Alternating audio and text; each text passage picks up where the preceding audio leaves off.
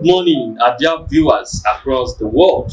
This is News and Views, where facts meet analysis for a clearer Nigeria. I'm Simon Fakeye. This morning, we are reviewing the news headlines on those stories of Anambra students' 10.7 million naira nomination for Tinubu. There's need to express views on this headline. Some sections of Nigerians were not happy with the students, particularly because of those who were behind the donation.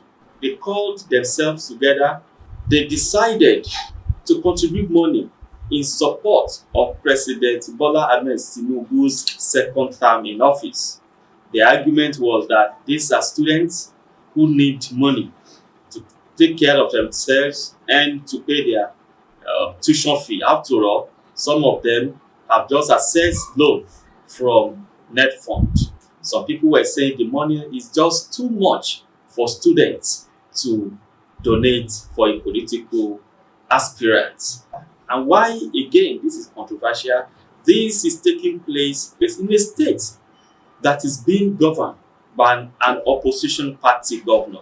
Why some Nigerians were commending them for that willing heart that President Tinubu has been doing well, and they need to be encouraged, at least with the students. We do smile. Whichever way, there are two untold stories in this headline. One, the money given to the students as loans was not originally from the Federation account, either from Kudo says or other IGR avenues. But this time around, according to the chairman of EFCC, Mr. Olaolukoyede, the money was half of the recovered money of the agency. This is it. EFCC has been in charge of recovering stolen funds, arresting fraudsters or government appointees who have embezzled money. So, some of the money have been recovered by EFCC as led by Olaolukoyede. Now, Olaolukoyede approached President Bola Ahmed Tinubu, informing him that there have been a lot of money in the account of EFCC, and the money can be used as source of fund for NELFUND.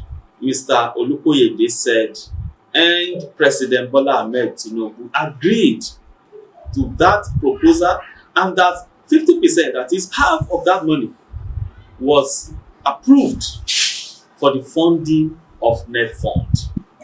The story here is that Mr. Olukoyede's proposal tells volume about his fatherly concern for Nigerian youths.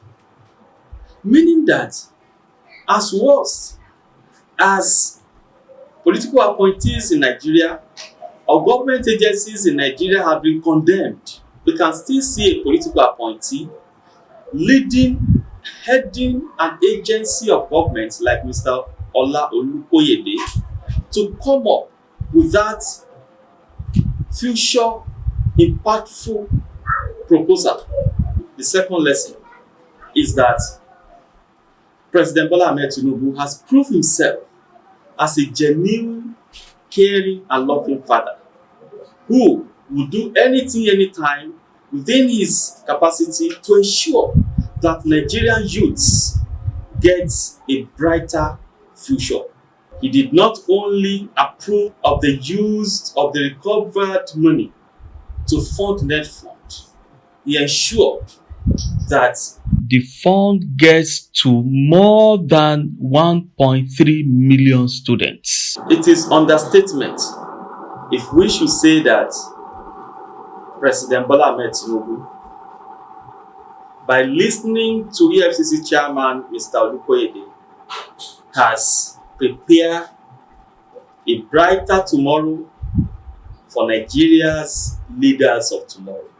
The message to the rest of Nigerians, in particular political appointees, is that they should always endeavor to use every opportunity, every privilege they have to front and to work for a better Nigeria. Maybe you think the money should have been used for another important project, maybe for some other capital projects? Or maybe you think the EFCC chairman shouldn't have allowed the money to be used for that purpose? Or you think President Bola Ahmed Tinubu has not done the best for Nigerian youths? Whatever you think, we'll be waiting for your comments and opinions at the comment section. Until tomorrow when we come your way, this is News and Views, where facts meet analysis for a clearer Nigeria. I'm Simon Fakeye. Thanks for